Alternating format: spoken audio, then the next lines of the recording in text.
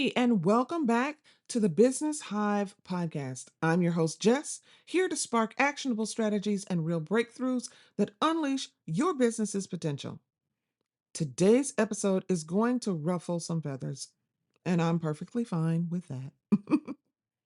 If you've ever heard someone say, you just need more leads, and thought, okay, but then what? This episode is for you. Because here's the thing, more leads don't automatically mean more sales.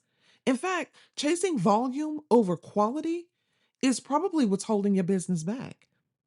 I've worked with entrepreneurs and small business owners who get hundreds, even thousands of leads, but their conversion rates are embarrassing. Meanwhile, I've seen businesses thrive with a fraction of those leads simply because they attract the right people. So, today I want to talk about why quality over quantity wins every single time. And I'm going to tell you how you can shift your approach to focus on leads that actually turn into customers. So, let's get into it.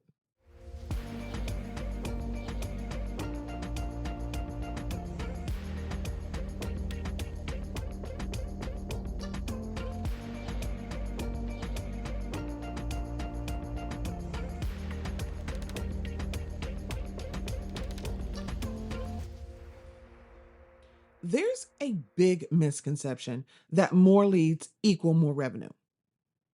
That's marketing math at its absolute worst. It's like filling a store with people who have zero intention of buying and expecting sales to skyrocket. Imagine running an ad that brings thousands of people into a store, but none of them are actually interested in what you sell. They browse, they touch things, they ask questions, but they never pull out their wallets. That's exactly what happens when you focus on quantity over quality in lead generation. Instead of playing the numbers game, you need to ask yourself, how many of these leads are actually qualified to buy? Here's what happens when you focus on sheer volume instead of targeting the right prospects. First off, you're going to waste time. You're wasting time nurturing all of these bad leads. Every email, every follow up, every sales call. This all takes effort. If most of your leads are never a good fit in the first place, you're just burning time and money. Your sales team, or you, ends up chasing people who were never interested in buying, but got into your funnel because of some vague messaging or a low barrier freebie. Next, your conversion rate tanks.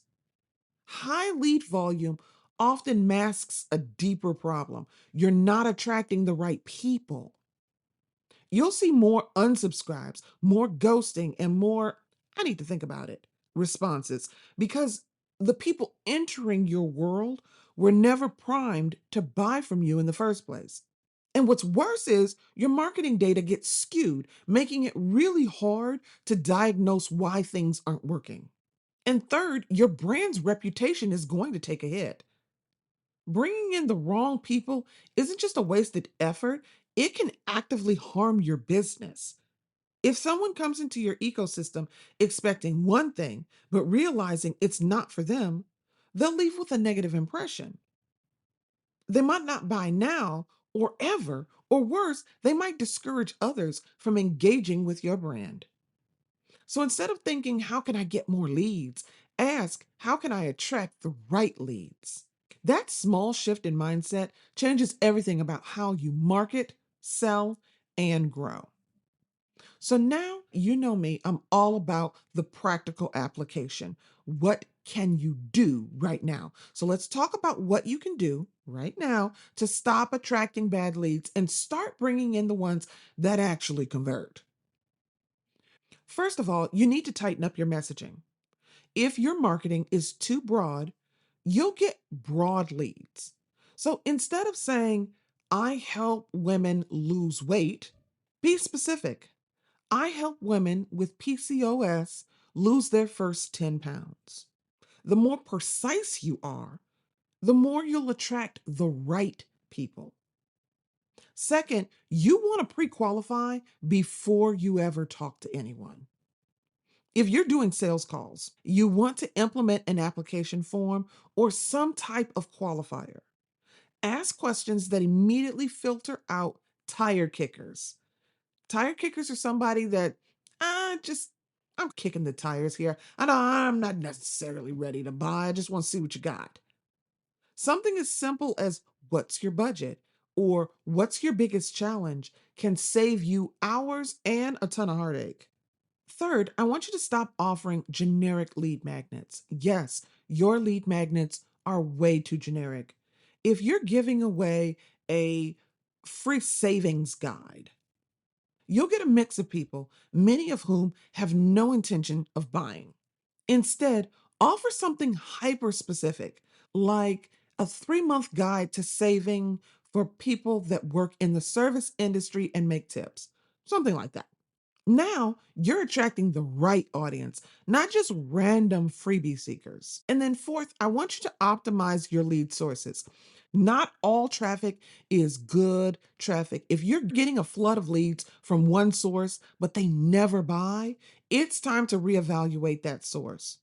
Maybe you're using the wrong ad targeting or the wrong messaging. Maybe your referral sources don't understand your ideal client. Either way, track where your best clients are coming from and double down on those sources. So let's recap because this is too important to let slide. More leads don't mean more sales, better leads do. If you're overwhelmed by receiving bad leads, I want you to focus on these things. Getting hyper clear on your messaging so you stop attracting the wrong people. Using an application process to filter out unqualified leads before you ever talk to them. Stop creating lead magnets that attract everybody. Focus on high intent specific offers. And then track where your best leads are coming from and cut out the sources that aren't working. Here's your challenge. I want you to take a long, hard look at your current leads. How many are actually a good fit for your offer? If that number is low, something needs to change. That's it for today's episode of the Business Hive. Thank you for listening. And until next time, stay curious, stay consistent, and even in the dark, do it afraid.